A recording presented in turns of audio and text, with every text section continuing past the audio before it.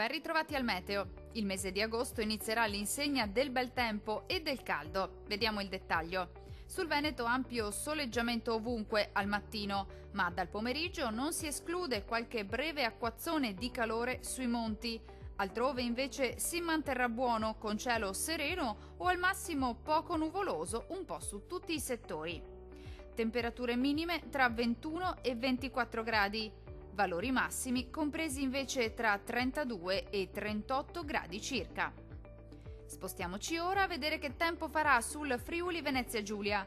Poche novità anche sulla nostra regione, il tempo sarà in prevalenza asciutto e stabile, con ampio soleggiamento al mattino, poi qualche rovescio sulle Alpi, ma generalmente di breve durata. Clima caldo con temperature minime tra 21 e 23 gradi. Valori massimi compresi invece tra 34 e 36 gradi circa. Infine, la situazione meteorologica del Trentino Alto Adige.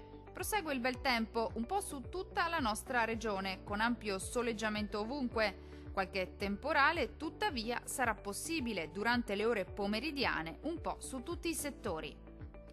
Temperature minime tra 18 e 21 gradi. Valori massimi oscillanti invece tra 34 e 37 gradi circa.